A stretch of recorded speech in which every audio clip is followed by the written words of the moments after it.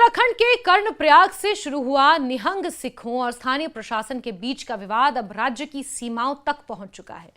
बीते कई दिनों से जारी ये मामला लगातार नया मोड़ ले रहा है। गुरुवार को पंजाब से बड़ी संख्या में निहंग सिख देहरादून की ओर कूच करने के लिए रवाना हुए, लेकिन उत्तराखंड पुलिस ने उन्हें हिमाचल प्रदेश और उत्तराखंड की सीमा पर ही रोक दिया। स्थिति की गंभीरता को देखते हुए सीमा पर भारी पुलिस बल के साथ साथ पैरामिलिट्री फोर्स भी तैनात कर दी गई है। प्रशासन किसी भी तरह की अप्रिय घटना से बचने के लिए पूरी तरह सतर्क है और पूरे इलाके को सुरक्षा घेरे में बदल दिया गया है। हालांकि कुछ दिन पहले ऐसा लग रहा था कि विवाद खत्म हो चुका है। रुद्रप्रयाग जिले के नगरासू स्थित गुरुद्वारे की छत पर पिछले कई दिनों से डटे निहंग सिख पुलिस और प्रशासन से बातचीत के बाद नीचे उतर आए थे, जिसके बाद माना जा रहा है कि हालात सामान्य हो जाएंगे। लेकिन अब देहरादून कूच के ऐलान के बाद एक बार फिर पूरे मामले को यहां पर तूल मिला है। उत्तराखंड और हिमाचल प्रदेश की सीमा पर सुरक्षा एजेंसियां हाई अलर्ट पर हैं और हर गतिविधि पर कड़ी नजर रखी जा रही है। दरअसल बताते हैं कि इस पूरे विवाद की शुरुआत कैसे हुई। शुरुआत हुई 16 जून से। उस दिन श्री हेमकुंड साहिब गुरुद्वारे में मत्था टेक कर लौट रहे कुछ निहंग सिखों का कर्णप्रयाग बाजार में वाहन खड़ा करने को लेकर स्थानीय लोगों से विवाद हो गया था। शुरुआत में ये केवल कहासुनी तक सीमित था, लेकिन देखते ही देखते मामला हिंसक हो गया। आरोप है कि विवाद के दौरान तलवार से हमला किया गया, जिसमें 4 स्थानीय लोग जख्मी भी हुए। इस घटना में एक निहंग सिख भी जख्मी हुआ था। घटना के बाद इलाके में तनाव फैल गया। पुलिस ने दोनों पक्षों की शिकायतों के आधार पर कार्रवाई शुरू कर दी। पुलिस ने मामले में मुकदमा दर्ज करते हुए पंजाब के मोहाली जिले के रहने वाले 4 निहंग सिखों को गिरफ्तार कर लिया। इन गिरफ्तारियों के बाद सिख समुदाय के कुछ संगठनों ने पुलिस कार्रवाई पर सवाल उठाए और निष्पक्ष जांच की मांग शुरू कर दी। उनका आरोप था कि पूरे मामले में केवल एक पक्ष के खिलाफ कार्रवाई की गई, जबकि दूसरे पक्ष की भूमिका की अनदेखी की गई। विवाद यही नहीं रुका। 20 जून को हालात उस समय और ज्यादा गंभीर हो गए जब कुछ निहंग सिख रुद्रप्रयाग जिले के नगरासू स्थित गुरुद्वारे पहुंचे। गुरुद्वारे से जुड़े लोगों के अनुसार निहंगों ने कर्णप्रयाग घटना के विरोध में आने वाले प्रदर्शनकारियों के लिए 50 से 60 कमरों की व्यवस्था करने की मांग की। जब गुरुद्वारा प्रबंधन ने अपनी असमर्थता जताई तो विवाद बढ़ गया। आरोप है कि इसके बाद निहंगों ने हंगामा किया, मारपीट की, गुरुद्वारे की तीसरी मंजिल पर जाकर कब्जा कर लिया। उन्होंने वहां के दरवाजे बंद कर दिए और अपने साथ एक सिख श्रद्धालु को भी बंधक बना लिया। इस घटना ने पूरे उत्तराखंड प्रशासन की चिंता को बढ़ा दिया। करीब 72 घंटे तक चले इस गतिरोध के दौरान पुलिस लगातार निहंग सिखों से बातचीत करती रही। फिर आखिरकार 23 जून को बातचीत सफल रही और निहंग गुरुद्वारे की छत से नीचे उतर आए। इसके बाद प्रशासन ने राहत की सांस ली और उम्मीद जताई कि अब विवाद खत्म हो जाएगा।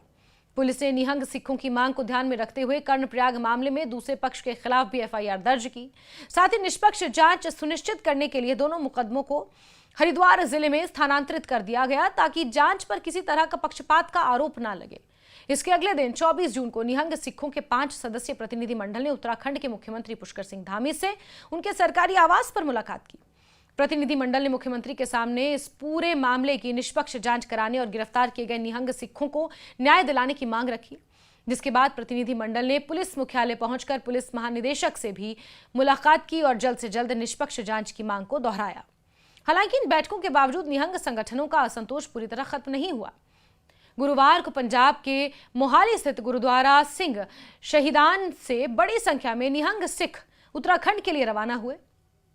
उनका मकसद देहरादून पहुंचकर अपनी मांगों को लेकर प्रदर्शन करना था, लेकिन उत्तराखंड पुलिस ने पहले से ही पूरी तैयारी कर रखी थी। हिमाचल प्रदेश और उत्तराखंड की सीमा पर विकास नगर के कुल्हान चेक पोस्ट पर भारी पुलिस बल तैनात कर दिया गया था। पैरामिलिट्री फोर्स को भी सुरक्षा व्यवस्था में लगाया गया ताकि किसी भी स्थिति से तुरंत निपटा जा सके। प्रशासन ने केवल पुलिस बल ही नहीं बढ़ाया, बल्कि पूरे इलाके की निगरानी के लिए ड्रोन कैमरों का भी इस्तेमाल शुरू कर दिया।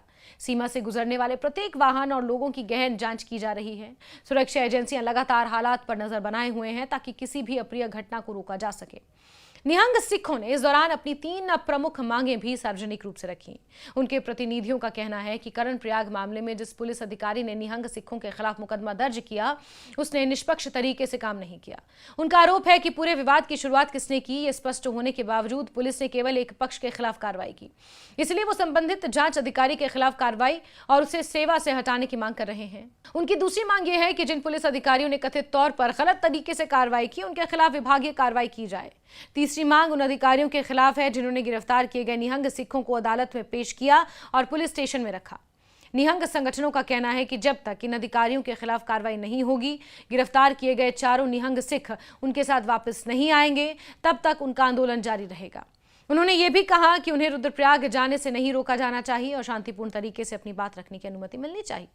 उधर प्रशासन लगातार बातचीत के जरिए समाधान निकालने की कोशिश कर रहा है। हिमाचल प्रदेश के पांवटा साहिब गुरुद्वारे में निहंग प्रतिनिधियों और प्रशासन के बीच कई घंटों तक बातचीत चली।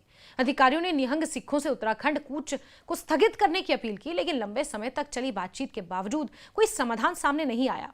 यही वजह है कि सीमा पर तनाव की स्थिति अभी भी बनी हुई है। सूत्रों के मुताबिक प्रशासन को आशंका है कि किसी भी समय बड़ी संख्या में निहंग सिख उत्तराखंड में प्रवेश करने की कोशिश कर सकते हैं। इसी संभावना को देखते हुए पूरे सीमा क्षेत्र को सुरक्षा छावनी में बदल दिया गया है। जिले के कई थानों से अतिरिक्त पुलिस बल बुलाया गया है और संवेदनशील स्थानों पर लगातार निगरानी रखी जा रही है। पुलिस अधिकारियों का कहना है कि उनकी प्राथमिकता कानून व्यवस्था बनाए रखना और किसी भी प्रकार की हिंसा को रोकना है। इस पूरे घटनाक्रम ने एक बार फिर यह सवाल खड़ा कर दिया है कि धार्मिक आस्था, कानून व्यवस्था और सामाजिक सौहार्द के बीच संतुलन कैसे बनाए रखा जाए। एक और निहंग सिख निष्पक्ष जांच और अपने साथियों के लिए न्याय की मांग कर रहे हैं, वहीं दूसरी ओर प्रशासन का यह कहना है कि कानून के अनुसार कार्रवाई की गई है और किसी भी दोषी को बख्शा जाएगा ही नहीं। प्रशासन ने यह भी स्पष्ट कर दिया कि दोनों पक्षों के खिलाफ दर्ज मामलों की निष्पक्ष जांच सुनिश्चित करने के लिए उन्हें हरिद्वार स्थानांतरित किया गया है, ताकि जांच पर किसी तरह का संदेह न हो। फिलहाल उत्तराखंड हिमाचल सीमा पर हालात पूरी तरह नियंत्रण में है, लेकिन तनाव बरकरार है। सुरक्षा एजेंसियां लगातार स्थिति की समीक्षा कर रही हैं, किसी भी संभावित स्थिति से निपटने के लिए तैयार हैं। प्रशासन का प्रयास है कि बातचीत के माध्यम से समाधान निकले और किसी भी प्रकार के टकराव से बचा जा सके। वहीं निहंग संगठनों ने यह साफ संकेत दिए हैं कि जब तक उनकी मांगों पर ठोस कार्रवाई नहीं होती, तब तक उनका विरोध यूं ही जारी रहेगा। अब आने वाले दिनों में प्रशासन और निहंग प्रतिनिधियों के बीच होने वाली बातचीत इस पूरे विवाद की दिशा तय करेगी। यदि दोनों पक्ष सहमति पर पहुंचते हैं तो स्थिति सामान्य हो सकती है, लेकिन यदि गतिरोध जारी रहता है तो उत्तराखंड और हिमाचल प्रदेश की सीमा पर सुरक्षा व्यवस्था लंबे समय तक कड़ी बनी रह सकती है। फिलहाल पूरे मामले पर राज्य सरकार, पुलिस प्रशासन, सुरक्षा एजेंसियां लगातार नजर बनाए हुए हैं, ताकि प्रदेश में शांति और कानून व्यवस्था किसी भी कीमत पर प्रभावित न होने पाए।